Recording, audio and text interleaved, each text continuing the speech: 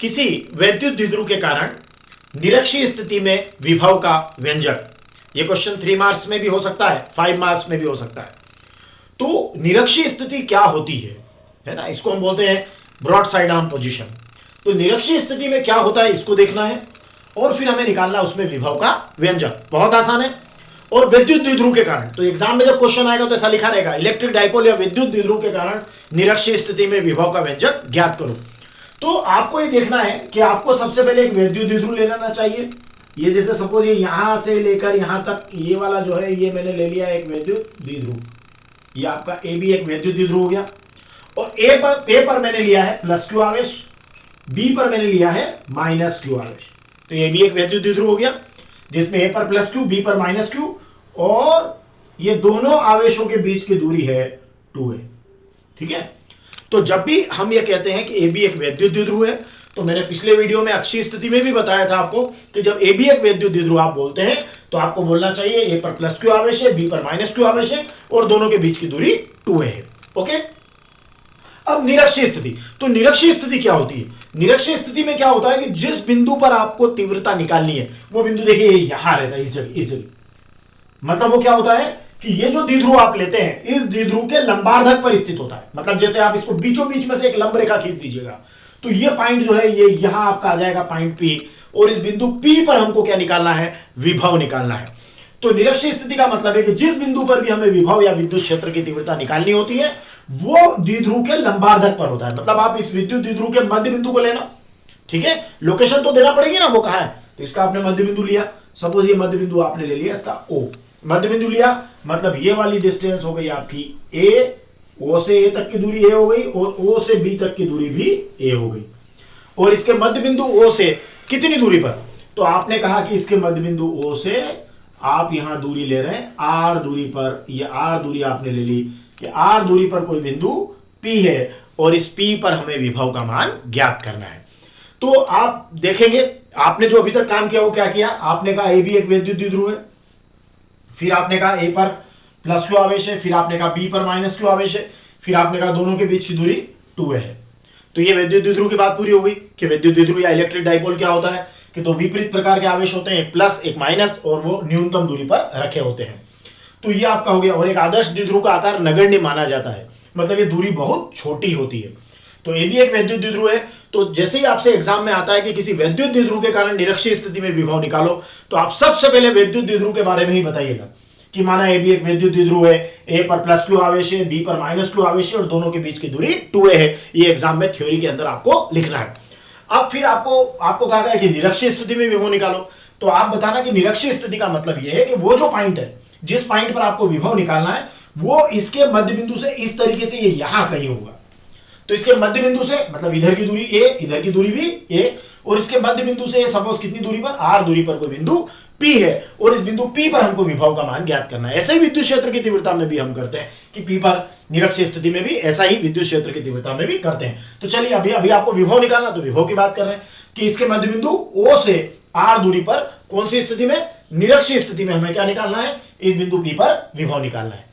तो जब इस बिंदु P पर विभव निकालेंगे तो इस P पर विभव एक तो A के प्लस क्यू आवेश के कारण निकलेगा, एक B के माइनस क्यू आवेश के कारण निकलेगा, और ये दूरी आपकी AP हो जाएगी, ये दूरी आपकी PB हो जाएगी। तो यही मैंने यहाँ चित्र में आपको बनाने का, इसमें बताने का प्रयास किया है। तो सबसे पहले हमें देखना चाहिए कि हमने कहा कि ए भी एक विद्युत द्विध्रुव है, मतलब ए पर प्लस क्यू आवेश है, बी पर माइनस क्यू आवेश है, और दोनों के बीच की दूरी कितनी ली हमने? दोनों के बीच की दूरी ली हमने 2a, और हमने कहा कि इसके ए बी के मध्य बिंदु O से R दूरी पर निरक्षीय स्थिति में कोई बिंदु P है जिस पर हमें विभव का मान ज्ञात करना है। तो थ्योरी हो गई हमारी, थ्योरी हमने बता दी आपको। थ्योरी फिर से सुन लीजिएगा कि माना ए भी एक विद्युत द्विध्रुव है, ए पर प्लस क्यू आवेश है, बी पर माइनस क्यू आवेश है, दोनों के बीच की दूरी 2a है, और इसके मध्य बिंदु O से R दूरी पर निरक्षीय स्थिति में कोई बिंदु P है जिस पर हमें विभव का मान ज्ञात करना है। अब हमें पता है कि P पर जो विभव हमें निकालना है वो A के प्लस क्यू आवेश के कारण P पर विभव और B के माइनस क्यू आवेश के कारण P पर विभव निकालकर उसका परिणामी विभव निकालना पड़ेगा। तो आप कहेंगे कि आपने कहा, मान लीजिए कि A के प्लस क्यू आवेश के कारण P पर विभव, तो देखिए A के प्लस क्यू आवेश के कारण P पर विभव निकालिए, तो आप इसको बोल देंगे V1, इट इज 1/4πε0 के इंटू क्यू अपान दूरी होता है। तो ए के प्लस क्यू के कारण पी पर विभव, तो दूरी हो गया आपका एपी। अब आप ध्यान से देखिए, ये दूरी आपकी हो गई एपी। ओके, अब इस एपी का, अब दिशा तो लिखना नहीं क्योंकि विभव अदिश राशि है। अब आपको एपी का मान निकालना, देखिए एपी का मान निकालना। अगर आप ध्यान से ये वाले समकोण त्रिभुज को लेते हैं एपीओ में, ओके, ये इसके लंबार्धक पर है, समकोण त्रिभुज ले लीजिए, तो एपी का मान आपका निकल कर आ जाएगा। देखिए मैं इसमें निकाल के बताता हूं आपको। ये आपका हो गया समकोण त्रिभुज एपीओ में, आप ले लीजिए कौन सी प्रमेय से, पाइथागोरस प्रमेय से। कारण आपको कर्ण का मान निकालना है और लंब और आधार के मान दिए हुए हैं। तो यहां ध्यान से देखिए, आपको एपी निकालना है और लंब आर दिया है, आधार ए दिया है। एपीओ को देखिए, ये लंब आर, आधार ए, और ये एपी आपको निकालना है। तो आपने कहा कर्ण का वर्ग मतलब एपी का स्क्वायर बराबर हो गया लंब का वर्ग मतलब आर का स्क्वायर, और प्लस आधार का वर्ग मतलब ए का स्क्वायर। तो एपी का स्क्वायर आ रहा है आपका R square plus A square. आपको क्या लिखना है, एपी का स्क्वायर आ रहा है R square plus A square, आपको लिखना है एपी का मान। तो आपका जो विभव है वो क्या हो जाएगा, देखिए आप, ये आप विभव निकालेंगे तो ये v1 आपका मान हो जाएगा। v1 इज इक्वल टू हो गया आपका, देखिए मैं वैल्यू पुट करता हूं, 1/4πε0 के, या ε0 के भी लिख सकते हैं।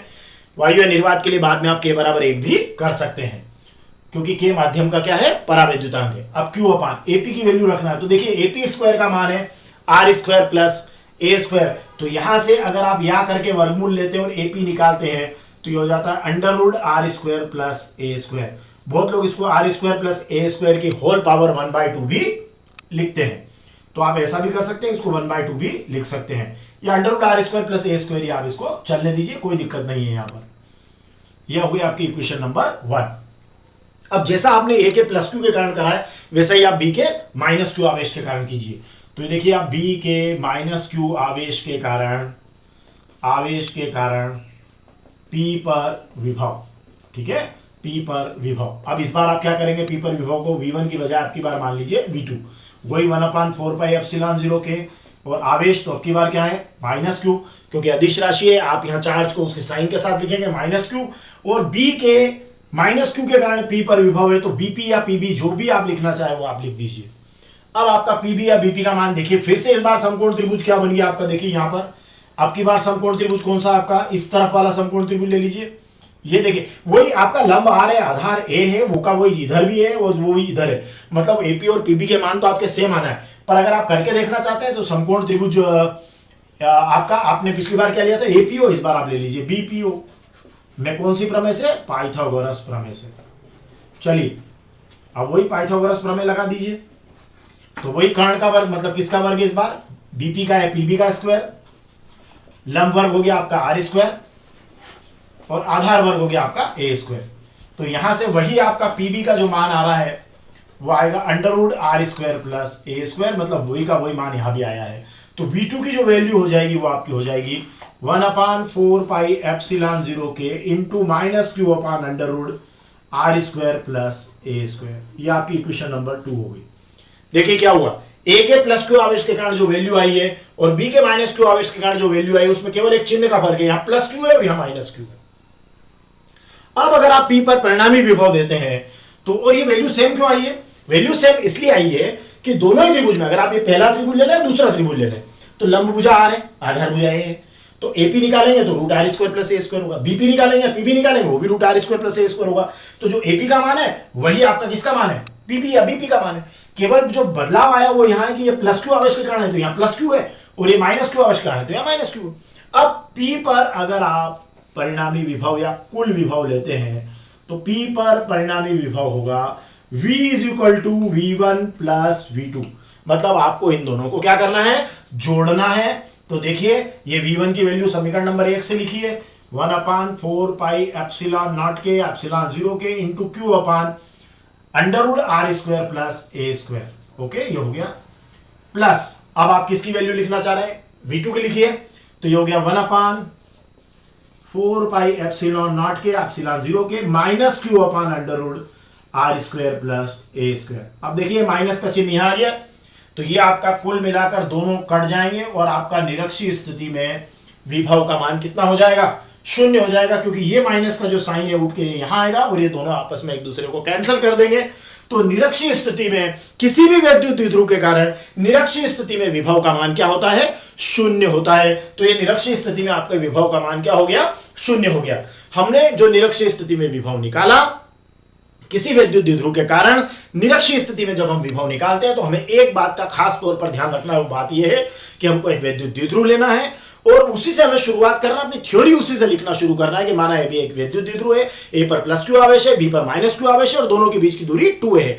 अब निरक्षीय स्थिति है तो आप कहना कि इस द्विध्रुव के मध्य बिंदु O से, इस द्विध्रुव के मध्य बिंदु O से r दूरी पर निरक्षीय स्थिति में, मतलब इसका जो लंबार्धक, मतलब इसके बीचों बीच से एक लंब रेखा खींची तो वहां जो है r दूरी पर निरक्षीय स्थिति में कोई बिंदु P है और P पर हमें क्या करना है? P पर हमें विभव का मान ज्ञात करना है। तो पहले आप a के प्लस क्यू आवेश के कारण P पर विभव निकाल लीजिए, वो v1 हो जाएगा 1/4 पाई एप्सिलॉन नॉट के q अपान और दूरी लिखते हैं। विभव में क्या होता है?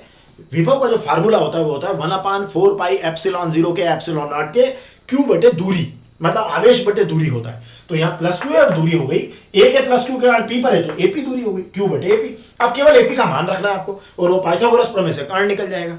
फिर आप बी के माइनस क्यू के कारण करेंगे तो ये आवेश बटे दूरी, आपकी बार आवेश कौन सा है? माइनस क्यू, और ये दूरी आपकी हो गई बीपी या पीबी, और वही आपका पाइथागोरस से वही वैल्यू वैसी की इसकी यहाँ आएगी √r² प्लस ए। आप ध्यान से देखिए तो v1 और v2 के मान बिल्कुल बिल्कुल समान है, केवल चिन्ह का फर्क है कि यहाँ जो है v1 प्लस है और आपका v2 क्या है? माइनस है।